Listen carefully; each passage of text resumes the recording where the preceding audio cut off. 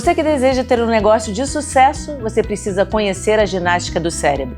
A ginástica do cérebro é uma rede de franquias com um método inovador para estimular o cérebro em diferentes fases da vida, que já conta com 43 unidades e mais de 15 mil alunos em todo o Brasil. Indicado para crianças típicas e atípicas que tenham, por exemplo, autismo nível 1, TDAH, dislexia, entre outros, jovens com ansiedade, dificuldade de atenção e idosos que desejam manter a mente ativa. Por conhecer a competência e a seriedade dos médicos que estão por trás da ginástica do cérebro, é que eu estou aqui indicando. Então, se você se interessou e gostaria de mais informações para levar uma unidade para a sua cidade, acesse o QR Code aqui na tela. E se você deseja ser um aluno, acesse o Instagram ou o site da ginasticadocérebro.com.br. Acesse o QR Code e saiba mais. Olá, sejam bem-vindos ao Ânima Especial, o episódio onde nós vamos estar conversando sobre neurodiversidade, inclusão, tudo envolvendo os aspectos da neurociência. Eu sou Rafael Rangel, neuropediatra, e comigo aqui a minha sócia e amiga... Nádia Benites, eu sou psicopedagoga e a fundadora da Ginástica do Cérebro. Sejam muito bem-vindos. Estamos hoje aqui recebendo pessoas muito especiais. A Aline, o Guilherme e a Ana Paula Pacheco. Bom, eu queria que vocês então se apresentassem. Quem é a Ana Paula, quem é o Guilherme, quem é a Aline, para que vocês possam então contar um pouquinho da história, o papel de vocês dentro da neurodiversidade e esse belo trabalho que nós vamos discutir e conversar hoje aqui um pouquinho. Então, é um prazer estar aqui com vocês. Meu nome é Aline Cabarite, eu sou professora primária de formação, sou fonoaudióloga, depois eu fiz especialização em psicomotricidade, psicopedagogia, porque minha área de interesse sempre foi as questões da aprendizagem, as questões do desenvolvimento. Sou apaixonada pelo desenvolvimento infantil. Fundei o Priority com a minha sócia, a Roberta Marcelo, e o Zé Carlos Pitangueira, que é médico também. Ela é psicóloga, e nós estruturamos uma metodologia transdisciplinar para o trabalho com as crianças adolescentes neurodivergentes. Mas as crianças foram crescendo, se tornaram adolescentes e depois se tornaram adultos. Então, o Priority, eu sou cofundadora da metodologia e do espaço, mas hoje o Priority tem muito mais diretores e participantes da sua estrutura. Estamos sempre em construção. E o NEAP foi uma aquisição nossa muito importante, porque está dando continuidade ao nosso trabalho com aqueles adultos que estão querendo se inserir no mercado de trabalho. O que significa essa sigla NEAP, para que as pessoas que estão assistindo aqui possam conhecer um pouco? Núcleo de Empregabilidade Apoiada Priority. Então, a gente tem a entrada da Ana Paula, depois ela vai explicar um pouquinho. Ela tem formações em cursos, né? Doutora na Emprego Apoiado, que é uma metodologia reconhecida. Quando nós trouxemos ela para o Priority, a gente sentiu necessidade de fazer uma adaptação, porque nós estávamos trabalhando com adolescentes autistas, basicamente autistas, e todo esse trabalho de estruturação e de apoio durante a inclusão e manter eles também no mercado precisava de uma estrutura diferenciada.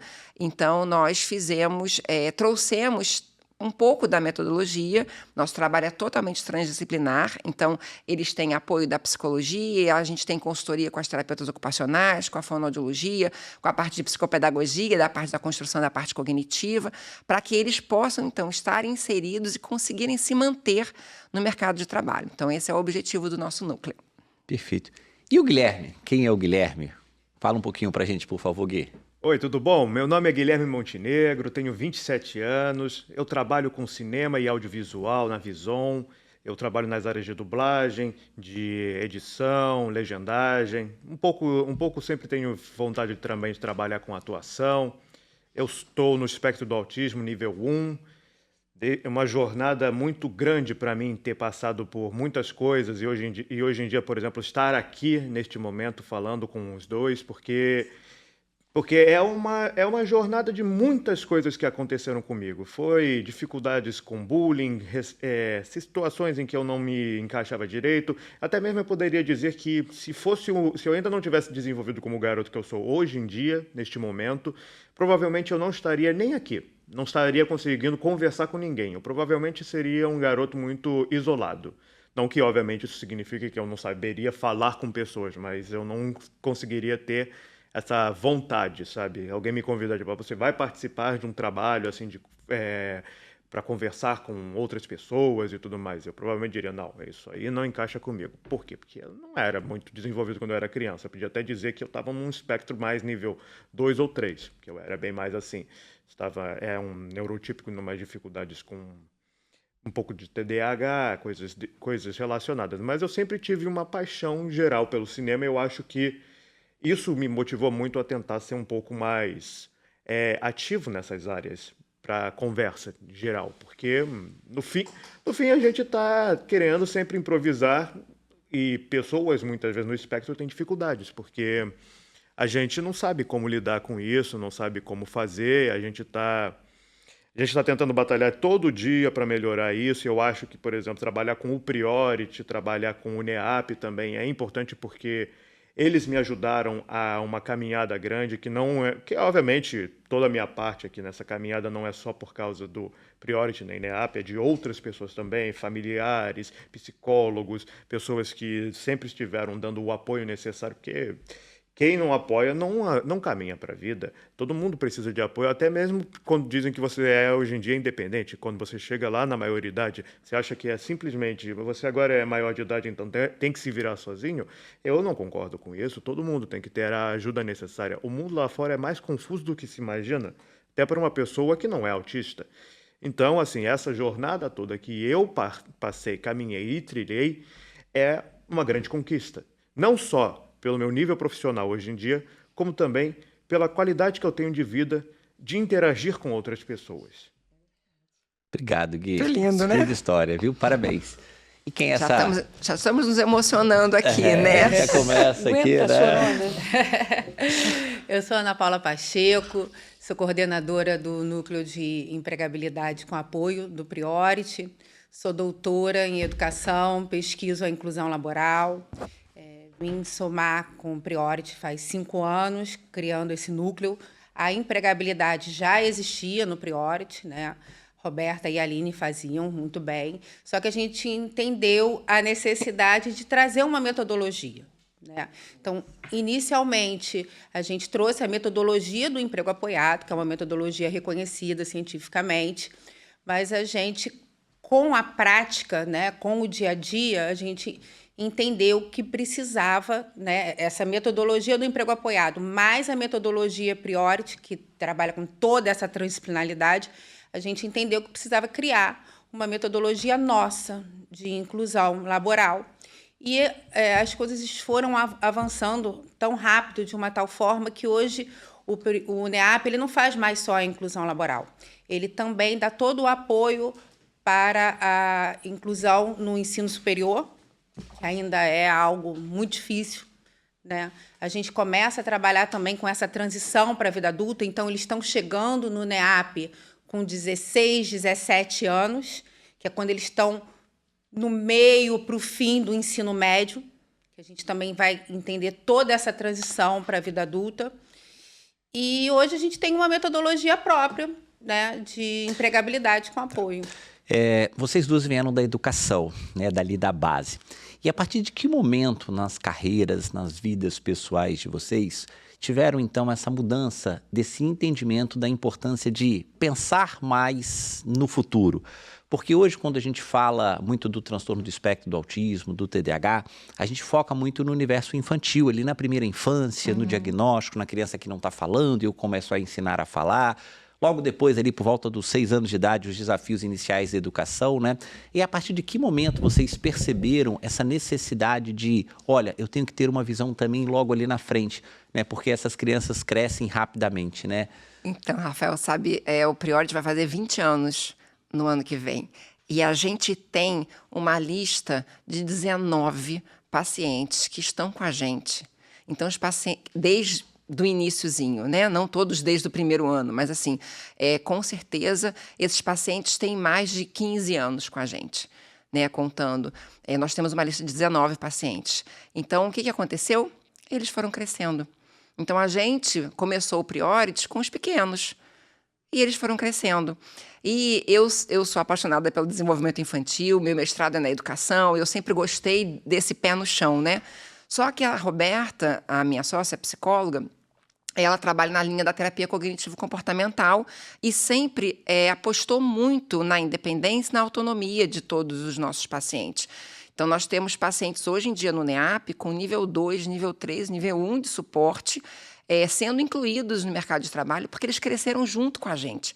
Então, à medida que eles foram crescendo, a gente foi vendo a necessidade de ir aumentando a idade que o Priority acolhia. Então, a gente começou até os 14, depois foi até os 18, mas eles estavam chegando lá. E a gente precisava trazer também outras pessoas para que eles pudessem continuar convivendo com os iguais, né, pareando eles com outros adolescentes e jovens adultos. Então, nós fomos abrindo as portas para a entrada de novos pacientes. Muitos chegaram depois de mais velhos, mas nós temos muitos que estão com a gente há muitos anos. Então, é muito lindo você ver. Eu tenho pais e mães, eu tenho um menino que veio a gente tem pacientes que vieram com menos de 2 anos. E hoje eles estão entrando, né, tentando uma inclusão no mercado de trabalho ou entrando numa faculdade.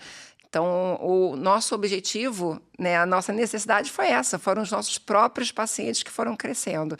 E aí a gente foi aprendendo e trazendo pessoas que já trabalhavam com o mercado com o emprego apoiado para que pudesse sustentar a gente. Como a Ana Paula falou, quando ela chegou, a Roberta Marcelo, que é psicóloga, ela já fazia essa inclusão de alguns pacientes, mas a gente não tinha uma metodologia sólida. Então, a gente sentiu a necessidade de trazer a Ana Paula, porque ela tinha todo a estrutura do mercado.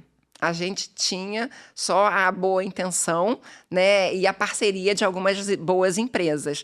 E hoje, por exemplo, a gente tem apoio da terapia de família, a gente tem apoio da parte da terapia ocupacional, que muitas vezes a gente precisa que esse jovem passe por uma avaliação, passe por uma adequação, o ambiente de trabalho passe por uma adequação também nas questões da sensibilidade. Então, esse trabalho veio crescendo junto com eles. Então, existe parcerias, empresas que são cadastradas na prática. Explica pra gente como é que é isso, porque é muito legal vocês estarem falando das parcerias, mas existem, assim, as empresas se cadastram, se prontificam a receber esses autistas, essas crianças, adolescentes, no caso, né, para o mercado de trabalho, e aí vocês vão encontrando os perfis. Ana Seria Paula isso? pode falar bem sobre Vamos isso, porque lá. esse é o trabalho dela. Excelente questão aqui para a gente dialogar, né? Primeiro, quero dizer que foi um encontro de almas, né? Quando eu encontrei o Priority, parece que a minha vida fez, estou no lugar certo. Porque há 20 anos, respondendo a sua pergunta, né? Há 20 anos atrás, eu fiz uma especialização em Madrid, na Fundação Síndrome de Down de Madrid, com a Universidade Camilo José Cela. E ali, há 20 anos atrás, eu já via que existia adulto. E eu já via que existia um trabalho para adulto. E quando eu retornei ao Brasil, há 15 anos atrás, foi um choque, porque no Brasil ninguém acreditava. Ninguém acreditava. Então, eu fui caminhando. Quando eu encontrei o Priority e eu vi que essa equipe acreditava que isso podia acontecer, acreditava mesmo, assim, nível 2, nível 3, pacientes nível 2, nível 3, suporte, fazendo carta, né? Pedindo para entrar no mercado de trabalho. Foi um encontro de almas, né? E aí, agora a gente está encontrando as almas com as empresas. Isso. Que ainda Juntar é um esse desafio. casamento, né? Ainda é um desafio. Só é parceira NEAP Priority a empresa que acredita na inclusão laboral sem ser um número de cotas. Deixa eu te fazer mais uma pergunta técnica aí nesse processo. Eles, então, passam por uma entrevista para verificar realmente se eles têm esse perfil, eles passam por uma, digamos assim, uma vistoria?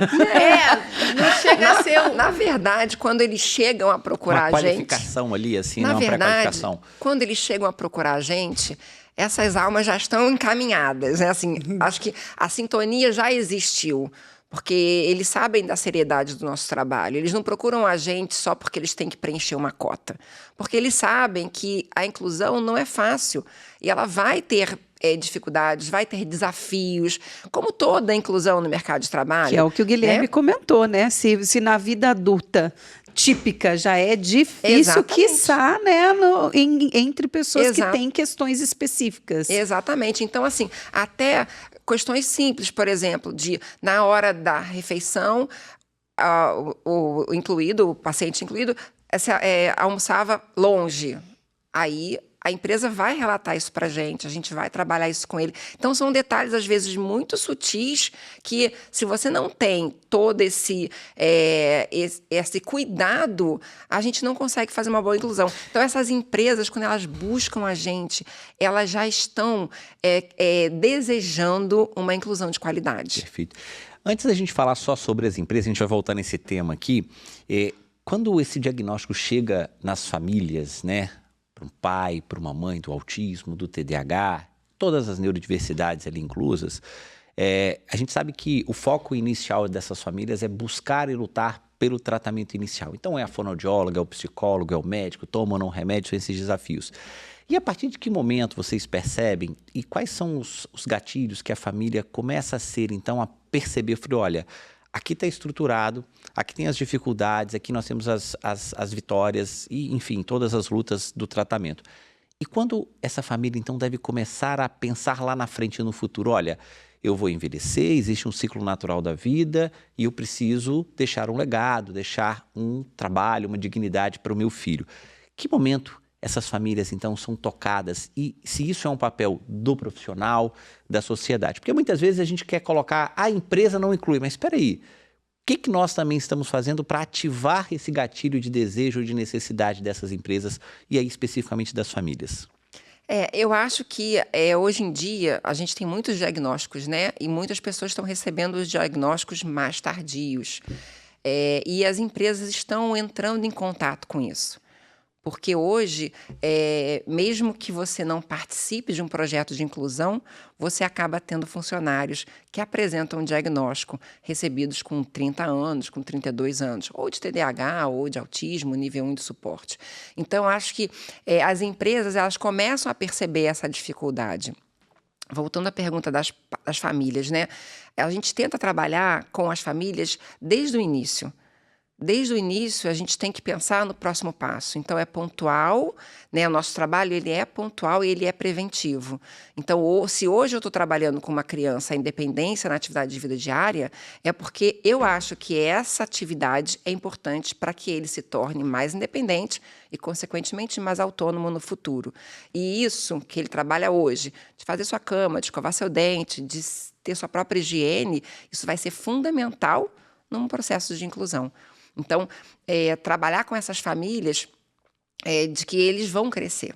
E quando essas famílias entendem que isso é um processo e que nós vamos estar juntos, né? Que o Priority pode estar junto até a idade adulta, que eles não vão precisar sair, abandonar a gente ali, nós não vamos largar a mão deles, né? Então, eu acho que quando eles entendem que, apesar dos desafios, nós vamos estar sempre juntos, eles passam a ter maior credibilidade de que as coisas vão se encaixar, de que as coisas vão se resolver, apesar das dificuldades que todos temos, né, de emprego. Quem é que chegou aqui no primeiro emprego e ficou?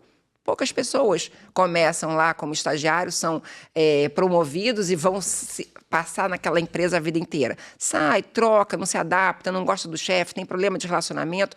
Então, quando eles entendem que a gente vai estar ali junto com eles, né, quando essas famílias entendem, quando essas empresas também entendem, a gente consegue caminhar. Porque se a gente não largar a mão, a gente vai chegar. Como o Gui falou, né, a gente sempre se apoia.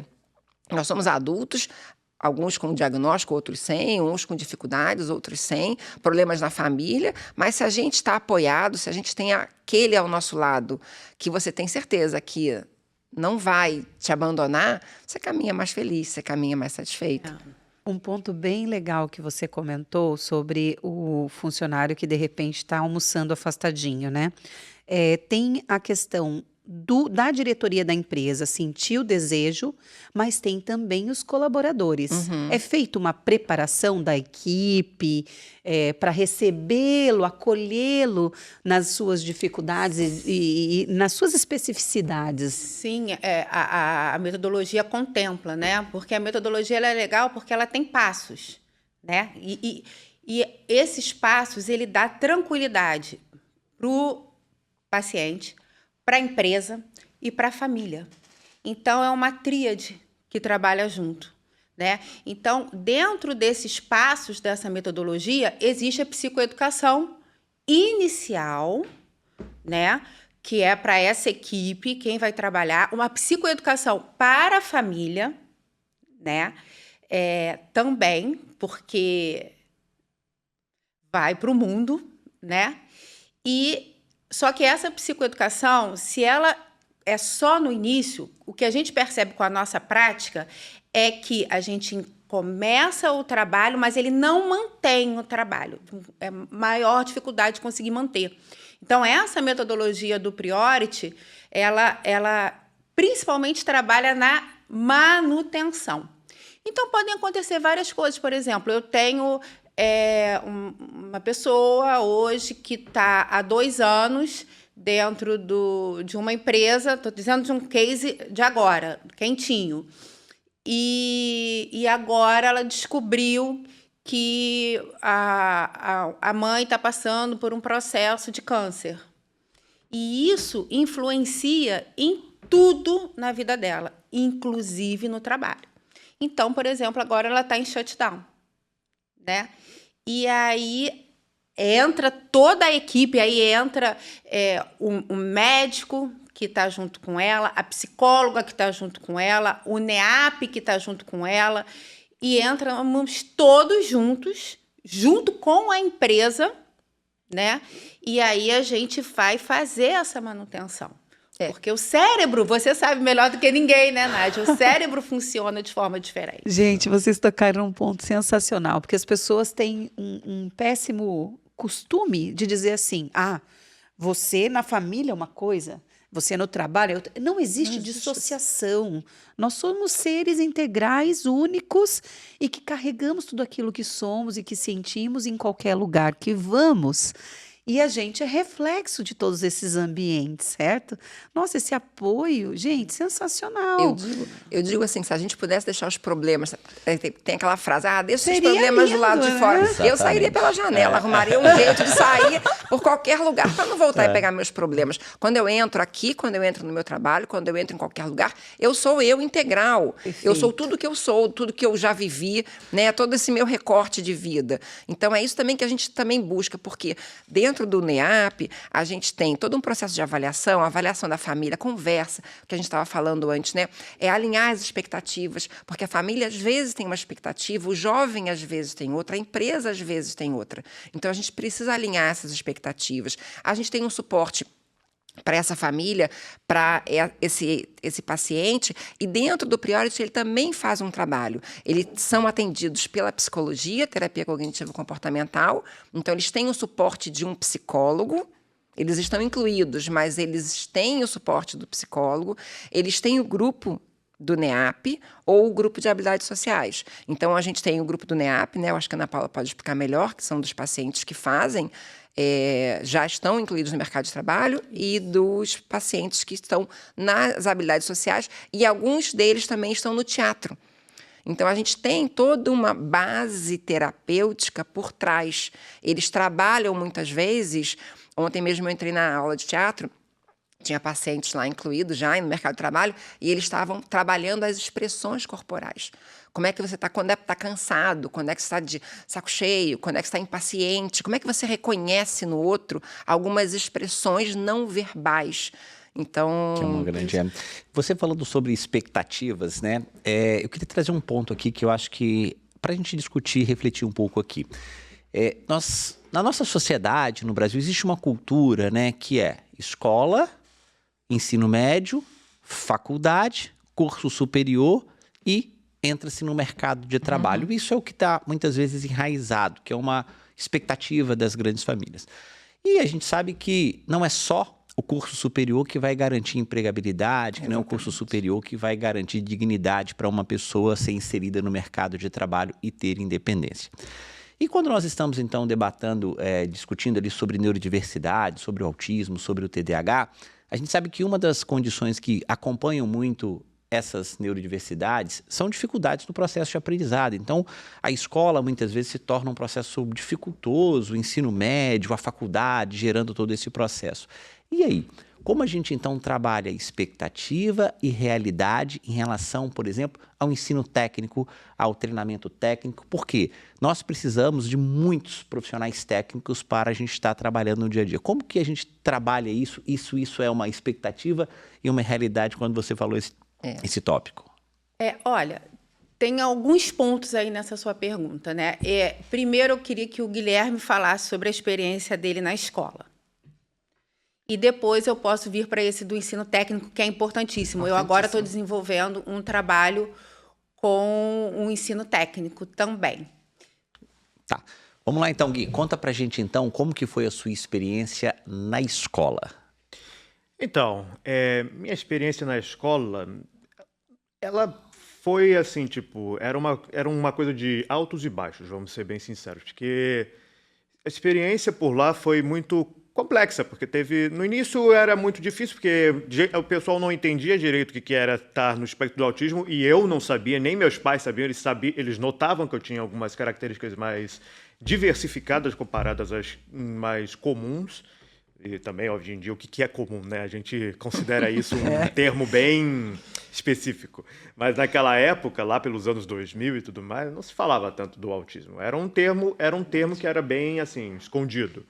Conhecia-se, mas não falava muito. Então, assim, as escolas, na época que eu ainda era, assim, eu não sabia como lidar, eu não tinha a base de uma independência a ponto de dizer, olha, eu preciso de ajuda, eu preciso de necessidade de que vocês me ajudem em alguma coisa, porque quem sabia disso eram meus pais. Eu era uma criança ainda no meu mundo de fantasia. E uma coisa que dizem muito é que muitas pessoas no autismo gostam do mundo da fantasia, o que não é nenhum mistério. Mas assim, durante essa época de escola, era difícil em si conseguir convencer a maioria dos professores e até mesmo coordenadores de como eu estava precisando de uma ajuda. E os meus pais eram os que mais ajudavam. Era engraçado imaginar isso, né? Meus pais eram os que mais ajudavam, enquanto as escolas que deveriam conhecer, deveriam aprender um pouco sobre aquilo, não sabiam. Mas eu não culpo elas diretamente, porque vivemos durante muito tempo em sociedades em que a necessidade de igualdade exagerada era necessária. Então, o que eu quero dizer com igualdade exagerada é a pessoa tinha que ser exatamente igual. Ela não podia ter uma diferença que eles não sabiam o que fazer. E isso era um problema. Então, assim, a minha jornada com escola foram 5 escolas diferentes. Essas 5, uma dava uma coisa certa, a outra dava uma coisa errada. Então, o que eu fui aprendendo ao longo desse tempo? Que lá, em todas as escolas da qual eu passei, ia ter um momento que ia dar certo, ia ter um momento que ia dar errado. Então, assim, primeira escola deu coisas certas, por exemplo. No início foi um pouco difícil fazer as primeiras amizades, mas aí eu comecei a fazer elas, mas os professores não eram exatamente os melhores diretamente, em alguns momentos, eram meio complicados. Então, a minha mãe foi e me trocou.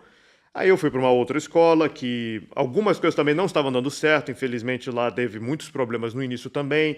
E uma coisa que eu acho que é muito verdade é que para o autista mudar de um lugar para o outro é complexo. Então, mudar de escola foi complexo. Você tinha que se adaptar a uma nova realidade, a um novo grupo. E, geralmente, quando a gente conhece novos grupos, é muito complicado, principalmente quem não está acostumado. Aí, no início, não foi muito fácil. Mas, assim, foi dando certo e tudo mais. Mas o sistema de ensino não estava sendo o melhor para mim em questão de como precisava ser. Aí eu fui para uma terceira escola. A terceira escola também não deu muito certo. Deu outros problemas. Até aí foram problemas muito mais relacionados a ignorância, bullying, problemas sociais diretos. Mas, assim, as 2 últimas escolas já foram melhores. Consegui ter um contato melhor com pessoas, consegui talvez trabalhar um pouco mais a relação que eu tinha com o autismo. E aí, assim, infelizmente, a 4ª escola que eu fiquei só durou 1 ano, porque ela teve que fechar, teve aí uma coisa de compra. E aí fui para a última escola. A última escola, assim, como eu já era um adolescente quase ingressando na vida adulta, estava entre meus 16 próximos aos 18 anos, eu já estava mais ciente das coisas, então eu fui em busca de melhorar isso. Foi quando, obviamente, depois eu ingressei na faculdade. Faculdade foram anos mais fáceis de contato, vamos vamos dizer assim, onde eu pude ter mais facilidade de comunicação. Eu já era uma pessoa que conseguiu entender o conceito da independência e eu já tinha algumas habilidades.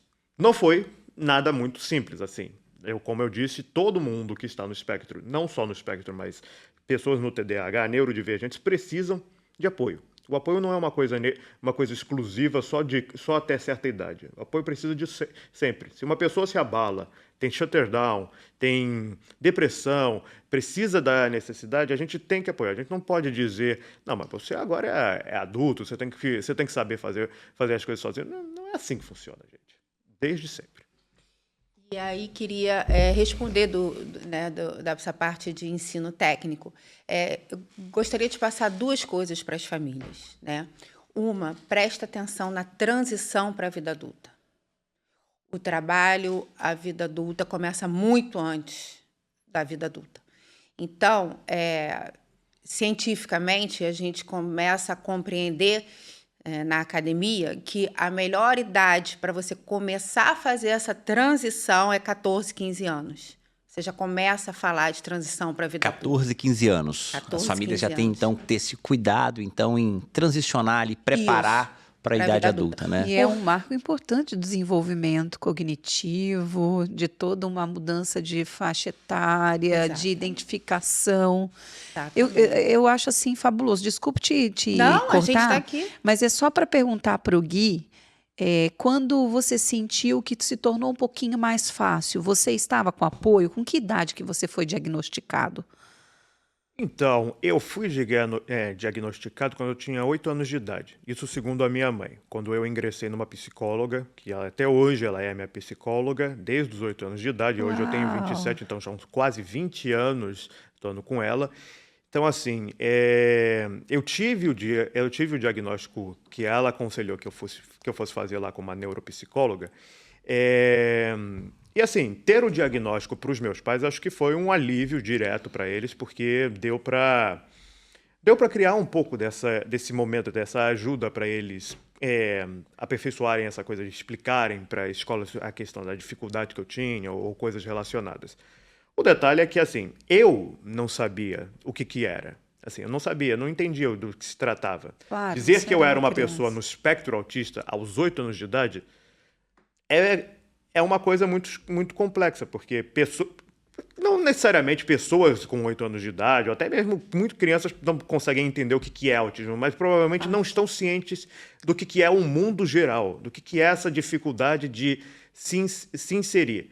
Eu só fui ter mais noção do que era ser um autista lá pelos 16, 17 anos. Era um momento em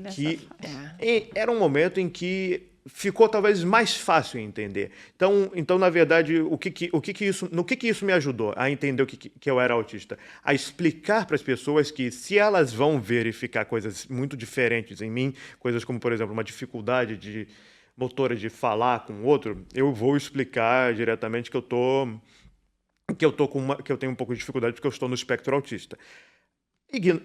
Haverá pessoas que vão compreender e vão tentar ajudar, e haverá ignorantes que não vão querer tentar entender, vão achar que você está sendo, às vezes, meio... Qual é a palavra que eu usaria para isso? Capacitista, né? Talvez. Na verdade, capacitista não é bem a palavra. O que eu ia dizer na questão da pessoa é inadequado. Inadequado. Inadequado. Né? E acho que muitas vezes isso acontece muito com algumas pessoas que veem algum comportamento autista. Às vezes a gente é inadequado no espectro e isso acaba acontecendo porque a gente não tem a noção, porque alguns não têm a noção do que está acontecendo. Eu mesmo, às vezes, quando alguém chama minha atenção em alguma coisa, eu fico mais irritado, algo do tipo. Aí eu fico julgando a pessoa e tudo mais. E aí depois passa uns minutos eu fico tipo assim, não era para isso ter acontecido, não era para eu estar daquele jeito. A pessoa nem estava dando um problema para mim, ou brigando, estava, na verdade, só chamando a minha atenção, tentando dar um help.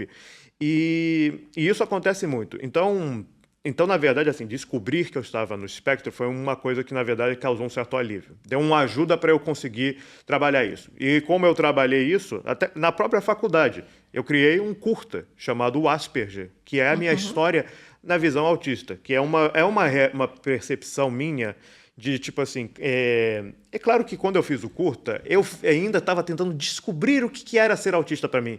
Então aqui, o que eu trabalho no curta? Eu trabalho questões como, por exemplo, a dificuldade de entender expressões. Então a pessoa vai falar, por exemplo, tipo, lá numa das cenas a pessoa fala: ah, é que a minha mãe estava fazendo tempestade em copo d'água, aí eu tô segurando um copinho d'água, deu...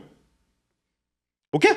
E aí ela, tipo, é uma expressão dele. Ah, e aí, assim, é uma coisa, é uma crítica relacionada. Então, assim, tem um toque de comédia, tem a questão... E tem a questão que, na verdade, cria a maior conflito que tem, geralmente, um autista. Porque, por exemplo, a maioria das pessoas que convive com pessoas autistas, assim, se já não passa, às vezes, num momento em que eles fazem uma reação inadequada, tipo assim, se taca no chão e reclama, ou ou berra, às vezes, tipo, em agonia por alguma coisa, ou qualquer coisa, tem uma característica muito comum no autismo que, assim, ela não é uma característica ruim, ela ajuda, inclusive, a compor, talvez, o trabalho da pessoa, e ajudou a compor o meu, que foi o hiperfoco. O que é o hiperfoco? É quando a pessoa tem uma concentração tão grande num assunto que ele sabe tudo relacionado.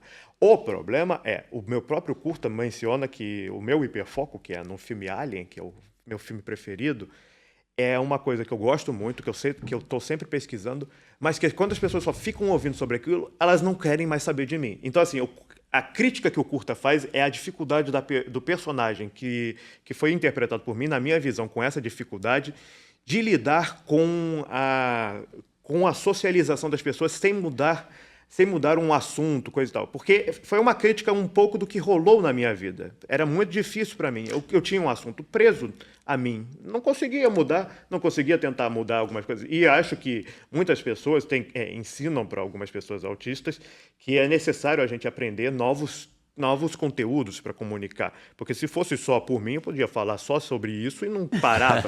E isso é um problema, né? E porque a literalidade também, né? A questão da tempestade de povos são literais. E como as pessoas podem assistir esse curta? Ele está disponível hoje? Está disponível no YouTube. Ele tem o nome de O Asperger, uma autobiografia ficcional. Qual é no canal? No teu canal? É o meu canal. Meu canal é Guilherme Coelho. Porque, na verdade, assim, Guilherme Coelho vai ser provavelmente um nome que vai entrar um trilhão de canais. Porque tem muita gente que também se chama Guilherme Coelho. Acho até que youtubers e coisa do tipo. Mas, assim, quando vocês pesquisarem, vocês vão ver que o curta é eu com o cabelo ainda... É uma imagem com eu com o cabelo meio loiro. Na época eu tinha feito um loiro no cabelo, estava interessado.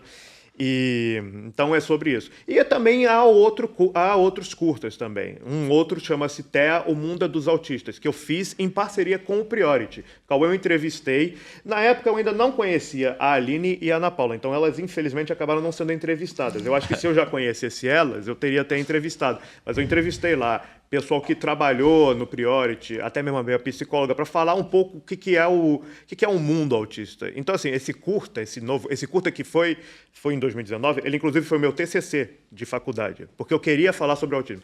Então, assim, vocês veem como resolver as questões que eu tinha desde a infância com o autismo já entendido, foi na verdade, a maior solução para mim. Libertador, né?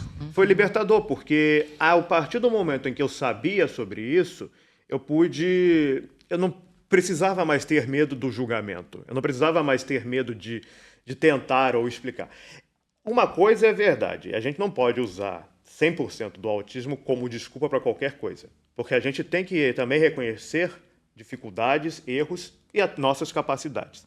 Mas a gente também tem que entender que, assim, do mesmo modo que a gente sabe que temos essas capacidades, dificuldades e até mesmo outras coisas relacionadas, a gente sabe que pessoas no espectro vão demonstrar certas dificuldades que não podem ser forçadas a um nível muito grande. E forçar alguém a fazer uma coisa que não está ainda, por exemplo, pronta ou até mesmo disposta, não é bom. As pessoas realmente no espectro, quanto mais forçadas são, menos elas tendem a ter vontade de tentar.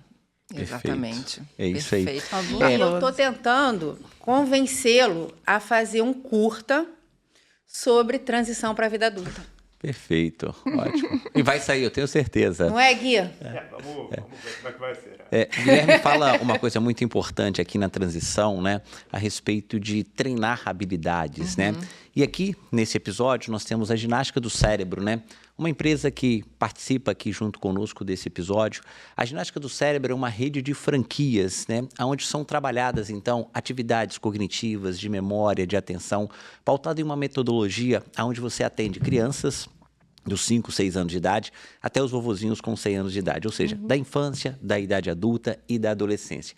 Essa empresa que você está vendo aqui, o QR Code, você pode se tornar um franqueado, abrir aí na sua unidade ou também se tornar alunos em várias das unidades disponíveis já no Brasil. Nós já estamos aqui no momento com 50 unidades abertas no Brasil e se você quiser se tornar um franqueado e abrir aí na sua cidade uma unidade onde você pode então empreender e gerar realmente uma transformação na sociedade, na infância, tanto para pacientes neurotípicos quanto também crianças com neurodivergências que se aplicam a esse método. Venham então conhecer a ginástica do cérebro. Basta acessar aqui o QR Code para que vocês possam então ter contato com o nosso time comercial e eles então irão apresentar toda a metodologia, toda a infraestrutura da empresa da ginástica do cérebro. Bom, continuando aqui então, fala um pouquinho sobre a questão do curso técnico e do nível superior em relação à expectativa e realidade quando a gente fala sobre de inclusão no trabalho. Exatamente, né? A gente vem percebendo em consultório, na nossa prática, que é muito mais prazeroso, é muito mais tangível um tecnólogo, no primeiro momento, né? Então, a gente... no Rio, tá? O que acontece? A questão do ensino médio técnico, nós temos poucos no Rio de Janeiro, né? A gente tem, por exemplo, a FAETEC, onde eu também trabalho como educadora da FAETEC, no curso técnico Visconde de Mauá, e ali eu estou começando a fazer também essa inclusão. Infelizmente, no Rio de Janeiro, nós temos poucos cursos técnicos. Então, o que a gente percebe? O ensino médio tradicional é importante. Ali, no início do ensino médio, já começar um trabalho com transição de vida adulta. Depois que termina o ensino médio, ir para um tecnólogo, dentro de uma universidade mesmo.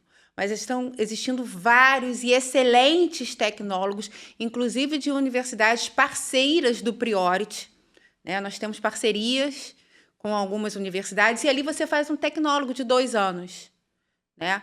E aí, com esse tecnólogo de 2 anos, você começa a trabalhar e a entender, o seu cérebro começa a entender como é o mundo de uma faculdade, porque ele está ali inserido naquele local. Sensacional. Né? Você não tem 5 anos para cumprir, 2 anos, 2 anos e meio, então não te dá aquela ansiedade, né, de 5 anos. E depois desse tecnólogo, se aí você achar que você quer partir para um curso de 5 anos, aí é outro assunto. Eu costumo dar esse exemplo, para você complementar já o seguinte, né? A parte elétrica, por exemplo. Você tem um engenheiro elétrico e você tem um técnico de eletricidade. O engenheiro, ele obrigatoriamente ele precisa de um técnico, muitas vezes, para executar aquela atividade, e o técnico precisa, muitas vezes, do projeto elétrico para poder... Então, são coisas complementares. E é uma questão que a gente acaba não valorizando muito no Brasil, né? O curso técnico acaba sendo assim, não fez faculdade, sobrou o curso técnico. Não. Eu acho que a gente tem que resgatar esse processo, como você muito bem colocou, o tempo de formação, a necessidade no mercado, oportunidade de trabalho da parte técnica também. Então, quando a gente une esses dois mundos, isso aumenta a quantidade de empregos, isso aumenta a possibilidade de inserção no mercado de trabalho, e eu acho que é um dos grandes papéis do Priori em relação a esse processo. Sim, e eu queria chamar a atenção também, porque a gente fala do curso técnico, né, até do ensino médio, mas a gente tem pacientes nível 3 de suporte, se a gente pode dizer isso, né, porque às vezes é nível 2 para algumas coisas, nível 3 para outras, mas pacientes com muita dificuldade de autonomia e de independência em algumas atividades mesmo do dia a dia, mas que também estão no NEAP. Eu acho isso incrível, porque nós temos um paciente que desenha muito, então ele está fazendo um trabalho todo relacionado à produção dele de desenho, e a gente tem um outro paciente que tem uma imaginação muito fértil. Então, a Ana Paula juntou, né, esse paciente com a imaginação muito fértil com uma outra paciente nossa que desenha muito bem, E eles abriram um canal autista e eles fazem uma parceria, porque ele descreve os pacientes, os bonecos, os personagens, e ela desenha. Então, existe uma parceria, e a partir daí são feitas camisetas, são feitas canecas, toda a inclusão no mercado de trabalho. Quer dizer, na verdade, isso é uma produção deles. E vocês já estão inserindo no empreendedorismo. Exatamente, que a Ana Paula ia falar. Uau! Sensacional, parabéns. E a gente também tem o Miguel meninas. Cavendish, que faz da arte dele. Então, assim, tem umas jaquetas de jeans lindas, com os desenhos deles nas costas. umas Ele diz, camisas. trabalho NEAP? Ana Paula, trabalho NEAP? Desenho. Ele fala, Pix. Aí ele fala, Pix. Você está trabalhando para quê? Pix. Ele só quer saber do Pix. Então, tem cadernos, tem muitas coisas. O canal Autista também tem no Instagram. Né? Eles têm camisetas, eles têm canecas, todas produzidas por eles. Então, e coordenado pelo NEAP, porque você vai juntando, né, as pessoas para esse trabalho. Uma outra coisa importante que eu queria falar, que eu e a Ana Paula fizemos uma palestra para uma multinacional que tem, segundo eles, né, mais de 200 funcionários com o diagnóstico, e nós falamos muito sobre a questão da linguagem, de adaptar, né, a empresa, o que a empresa precisa, como ela precisa se preparar para receber. E foi muito interessante, porque a Ana Paula também entrou com o outro lado. Como é que a gente prepara o nosso incluído para entrar nesse, que foi o que o Guilherme falou, né? O centro de interesse dele era falar sobre um assunto, mas aos poucos ele foi percebendo que ele não poderia falar só sobre aquele assunto. Ele foi diversificando os interesses dele. Então, também trabalhar com eles, quais são as suas dificuldades. Todos nós precisamos saber disso, né? Quais são as nossas dificuldades? O que a gente pode melhorar nessa inclusão? Então, por exemplo, figuras de linguagem que a gente conversou. Às vezes, a gente, no emprego, no trabalho, você fala muito com figuras de linguagem, como o Guilherme falou, tá chovendo canivete, ela fez uma tempestade no copo d'água, como a gente falou assim, é maior pé quente, isso, né? E assim, às vezes, essas expressões deixam eles um pouco ansiosos e às vezes irritados, porque eles não entendem por que todo mundo riu e eles não estão rindo. Muito literais, mas, para que eles também possam dizer da dificuldade deles, mas o que é isso aí que vocês falaram que eu não entendi? E que a gente possa falar. Às vezes, até eu não entendo uma expressão nova, né? Então, se a gente puder preparar eles quando a gente, por exemplo, está trabalhando, por exemplo, a pessoa sai do Brasil e vai trabalhar num outro país, de um país de língua inglesa, de língua francesa, ou que a gente venha receber aqui também pessoas de outros países. E que existem, muitas vezes, dialetos, que existem expressões típicas daquele conversa. Então, isso não acontece exclusivamente no mundo do transtorno do espectro do autismo. Se a gente vai lá para uma universidade americana, por exemplo, quando você vai estudar, vai fazer um curso, alguma questão, existem ali piadas internas, né? Que muitas vezes você não entende. E aí é exatamente ter essa habilidade de, peraí, deixa eu aprender isso. Então, esse eu acho que é um treinamento que a gente tem que ter cuidado, de uma habilidade para você inserir, para você participar da piada, para você entender quando, por exemplo, você está sendo colocado numa situação de vulnerabilidade, quando você está sendo usado como chacota. Então, muitas vezes, isso não vai vir de uma forma direta, vai vir de uma forma indireta, através de uma piada, através de uma colocação. Então, esse desenvolvimento, além da inserção, também acaba sendo um mecanismo de defesa em relação a, peraí, isso daqui não é dessa forma. Então, eu acho que isso que você colocou é muito importante. A empresa está preparada, mas também a pessoa que está inserida dentro da empresa também poder ter esse contato. Porque quando eles trabalham só com as cotas, eu vou contratar aqui uma pessoa com algum tipo de deficiência para preencher cota. Você não está ajudando nem a empresa a melhorar, nem adaptando, nem ajudando essa pessoa a realmente se manter nesse emprego.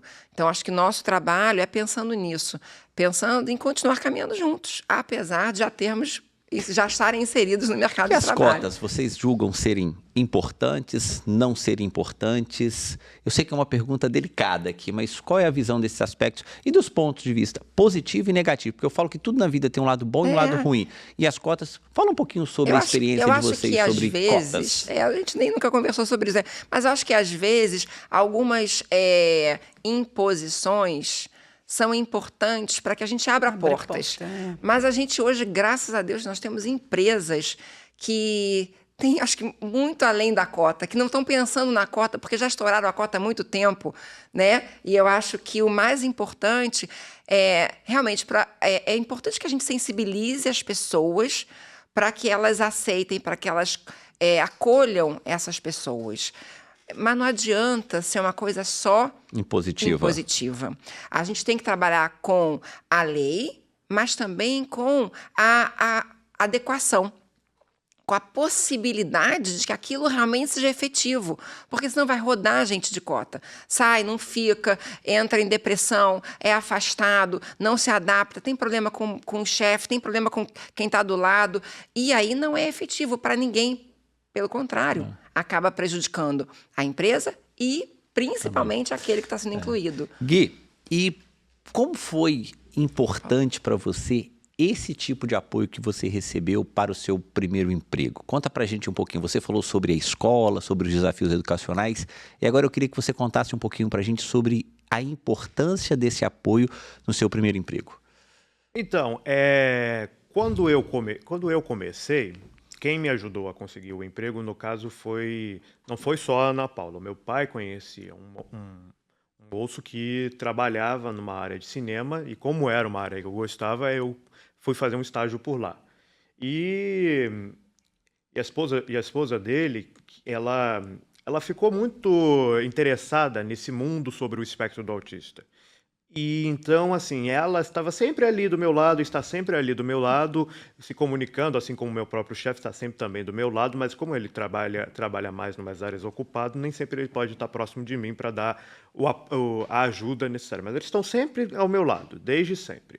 Só que no início, eu tinha um pouco de desconfiança, porque o maior desafio, geralmente, quando você vai trabalhar, não é só o fato de que você está no espectro e quer conseguir trabalhar. É você estar lá no espectro e acreditar que quem te está para contratar, quem está vendo o seu trabalho, sabe que você sabe fazer bem o trabalho. E isso sempre foi a minha crítica quando eu estava por lá.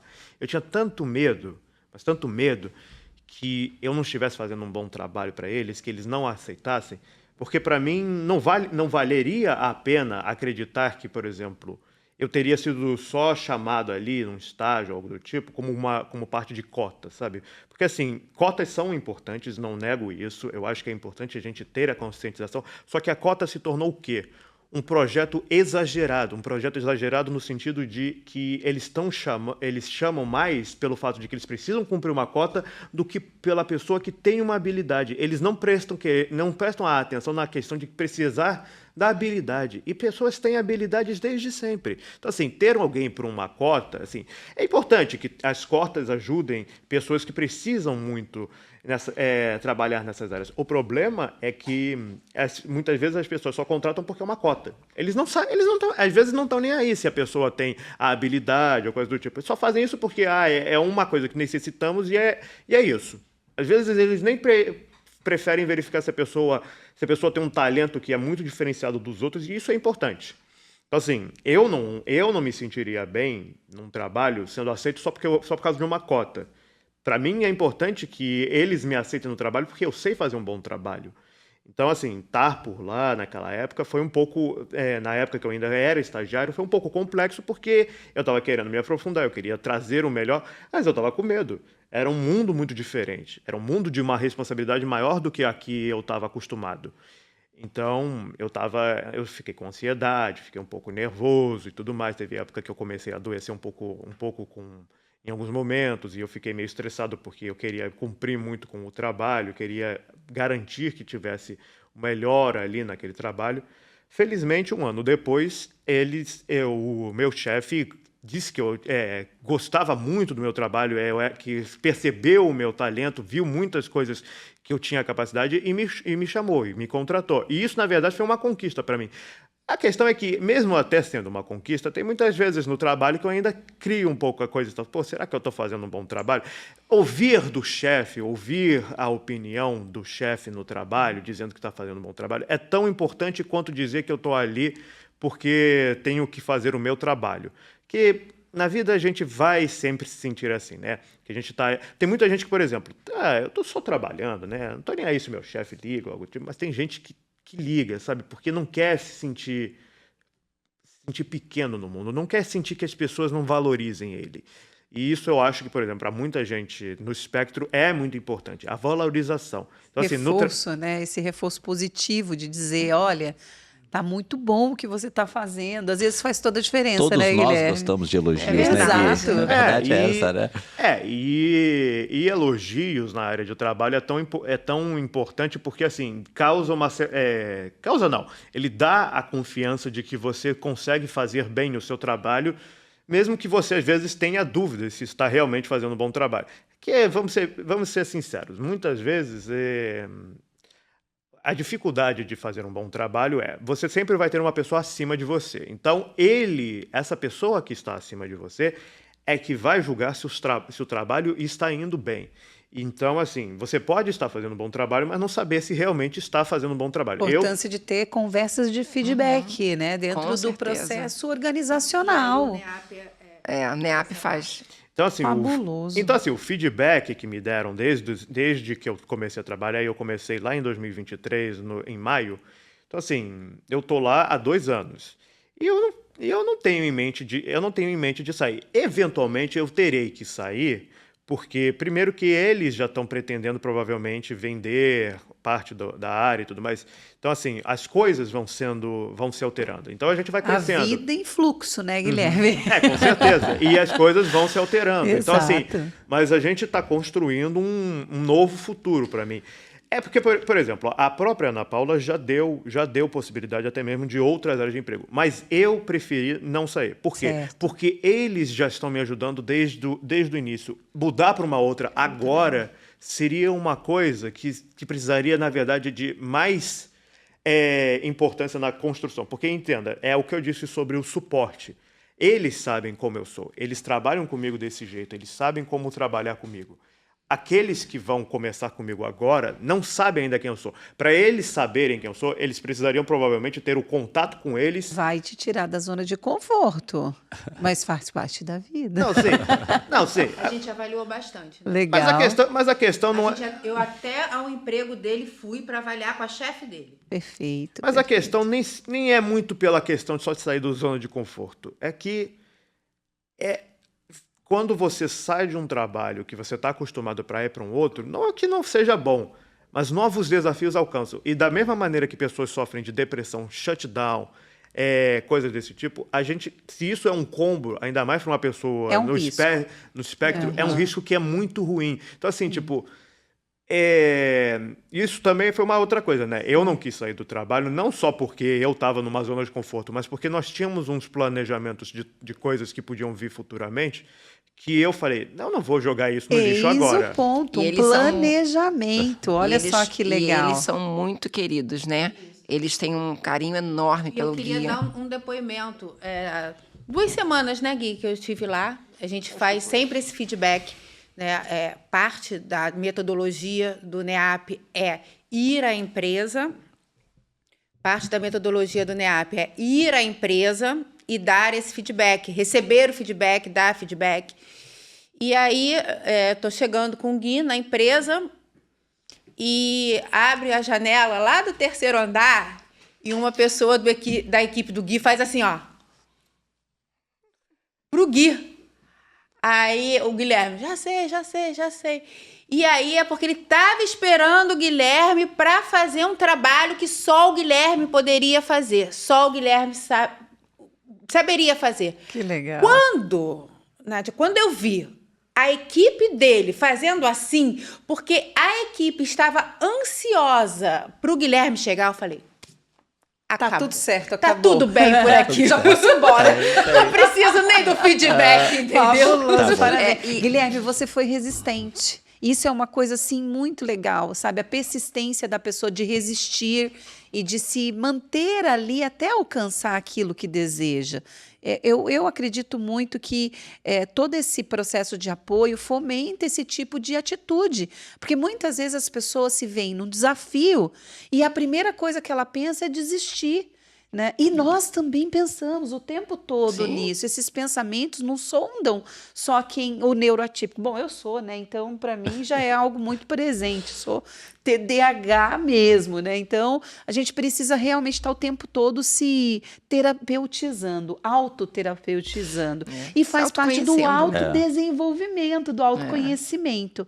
Posso fazer uma provocação rápida com elas aqui sobre a questão educacional, porque eu acredito que não posso deixar escapar essa mulher aqui. Formação, magistério. Magistério também veio? Sim. Então, minha querida. Pé no chão. Pronto. Jardim, eu pré. sou do técnico também, profissionalizante, magistério, pedagogia, Isso mesmo. letras, a vida acadêmica toda na área educacional. E uma coisa que me passa o tempo todo, que a nossa escola precisa mudar, que a nossa educação precisa atender os jovens, os típicos e os atípicos, porque essa confusão toda da adolescência, Nossa, muito. que tu fez um marco ali, pá, 15, 16 anos, é um momento muito louco na vida do Muito. adolescente. A gente está passando por muitas coisas. E eu vejo, assim, dentro da educação, que a parte do conteúdo, ela fica muito pesada. É matéria, é estudo. E que espaço que tem de preparar para a vida, E que de eles- preparar para o desenvolvimento, crescimento, E que o as trabalho, assim, o próximas trabalho em fases. equipe, organizar uma tarefa, sequenciar tarefas para cumprir um objetivo. Isso muitas vezes em algumas escolas, em algumas metodologias, isso fica muito esquecido. E aí você tem adultos, né, que vão para a faculdade, que têm um conteúdo muito grande, mas não conseguem se relacionar São adequadamente, disfuncionais. são disfuncionais no relacionamento, na produção. Então, eles não conseguem trabalhar compartilhando, trabalhar dividindo, trabalhar junto com o outro. E é o que o Gui falou, a gente vai estar o tempo inteiro com pessoas, a gente tem que aprender a lidar com os nossos sentimentos, a conhecermos, né, autoconhecermos, para poder trabalhar melhor em equipe. Então, eu me preocupo muito com essa questão também da escola, do conteúdo puro, do conteúdo seco. Né? Quando Sem a não preparação da tem vida, afetividade, quando não tem acolhimento. Não que não seja importante, mas hoje o Sim. conteúdo ele está acessível a todos, no toque do dedo, porque Com não há certeza. quem não tenha acesso a esse conteúdo. E aí despertar esse processo todo de que o ser humano está em preparação para a vida, eu me conhecer, vai ser fundamental para a minha escolha profissional, para o meu direcionamento para o mercado de trabalho, para eu ser mais efetivo nos meus relacionamentos de amizade, no trabalho, no empreendedorismo, Sim. que vocês estão relatando, coisa incrível isso. Então, todos esses aspectos me passa que isso não tem na escola, esse conteúdo não tem na escola. E como que esses jovens lidam com todas essas questões? Então, há uma necessidade muito emergente, né? E de isso já posso dizer que lá desde os anos 2000. Se na minha época eu senti necessidade, imagine essas novas gerações com chips novos. Eu digo que o chip está atualizado, né, Angela? Tá totalmente Porque eles atualizado. são totalmente diferentes, eles estão numa conexão, e eu digo que o professor que trabalha 3 períodos é a nossa realidade no país hoje. Eles trabalham de manhã, de tarde e de noite. As crianças chegam, os adolescentes chegam para eles com temas que eles nem viram no jornal, eles não têm acesso, Deu porque tempo, eles né? não têm tempo. E a informação chega em tempo real. Pá! E eles sabem tudo, eles Sabem tudo. discorrem estruturalmente, com pensamentos incríveis. Eu tenho 2 adolescentes dentro de casa, eu vivo tendo aula com eles. 17 anos, já falta 6 meses para 18. Pensa como é que tá essa mãe, né? Então, a gente vê o quanto eles são ricos em conhecimento. É um treco absurdo. E eles têm essa necessidade de se posicionar, de colocar, de falar, e não tem espaço na escola. O que eu acho mais importante que o Gui falou é o acolhimento. Né? Eu acho que isso o Priority tem na base, é acolher, né? É estar junto, porque eu acho que o que faz a diferença no trabalho do Gui é esse acolhimento e essa credibilidade que esses profissionais têm nele. Entendo, acreditar nele. Foi o que o Gui falou. A pessoa que é incluída, ela não está ali só pelas cotas, ela também tem que estar incluída pelas habilidades dela. Então, quando você inclui, você, como empresa, tem que saber a habilidade. E não é só para cumprir um número. É aquele funcionário, ele vai ser importante e fundamental, porque ele tem habilidades que são importantíssimas para o desenvolvimento daquele trabalho. Então, eu acho isso é muito importante. Fantástico, né? Bom, nosso papo está muito agradável. Chega aquele momento do Ficaria mais uma hora. Ficaria aqui 1 ou 2 horas aqui nesse agradabilíssimo papo, reflexões, ensinamentos do Gui, trazendo toda uma perspectiva. Eu queria que vocês então deixassem as suas considerações finais, os seus contatos, redes sociais, para que as pessoas possam também acompanhar. E a todos que estão nos assistindo também, reforço então mais uma vez a ginástica do cérebro para que você queira empreender, aplicar a metodologia na sua cidade, se tornar um aluno, basta acessar as nossas redes sociais, o QR Code, para que você possa então conhecer um pouco mais dessa franquia, dessa rede de franquia da ginástica do cérebro. Agradecer também ao Ânima, em especial a participação aqui nesse episódio, com esse bate-papo, ou seja, a gente tendo uma visão do transtorno do espectro do autismo na vida real, na vida adulta. Eu queria que vocês deixassem então as suas considerações e os seus contatos. Eu agradeço muito a participação, acho que trazer o Gui aqui, né, é para a gente o nosso maior cartão de visita do nosso trabalho, de tudo que a gente pensa para os nossos pacientes. Quando a gente recebe eles pequenininhos, a gente está de olho, porque a gente sabe que eles vão crescer e a gente tem essa experiência. Então, hoje, com todos os nossos pacientes já incluídos no mercado de trabalho, a gente tem a certeza que é possível, sim, incluirmos e darmos essa vida para eles, né? Como a Ana Paula diz, eles merecem. Então, incluir eles no mercado de trabalho é merecimento deles. E a gente está apoiando sempre isso. Bom, eu quero, na verdade, agradecer a todos vocês, aos que me chamaram, aos que estamos aqui nossa equipe, inclusive, toda que planejou esse podcast maravilhoso, eu acho que foi sensacional, eu amei estar aqui, eu gosto muito de falar, se pudesse só eu falar, mas obviamente eu não sou o centro das atenções, é uma brincadeira minha, gente. Bom, eu quero também deixar para todos que estão nos assistindo, para vocês me conhecerem em algumas das redes sociais que eu tenho uma página no Twitter chamada Gui Jurídico Disney, que eu brinco muito com coisas da Disney diretamente, então acho que vocês vão gostar, quem gosta muito da Disney. Tenho também um Instagram para vocês acompanharem, só que eu vou ter que dar uma olhada, porque eu não lembro agora se tem underline, aí eu preciso disso aqui rapidinho. Mas além disso também, eu gostaria de, inclusive, convidar a todos que agora, 25 de setembro, vai lançar um filme chamado Netsa 2, O Renascer da Alma, um filme que eu participei da dublagem e que está bombando muito. É um dos filmes de maiores bilheterias e estará agora disponível em alguns dos cinemas pelo Rio de Janeiro, São Paulo, pelo Brasil inteiro, pelo que eu estou ciente. Acho que vocês vão curtir pra caramba. Então, assim, quem quiser dar também uma conferida na minha rede social do Instagram, temos a minha página de dublagem chamada Guilherme_Montenegro_dublador. Vejo vocês lá. Queria também agradecer, né, a oportunidade desse tema tão importante, que é sobre a vida adulta, né, no espectro, e convidar vocês para dar uma olhada no nosso trabalho no Instagram do Instituto Priority, também dar uma olhada no trabalho do canal Autista e do Miguel Cavendish, Miguel_Cavendish, que é...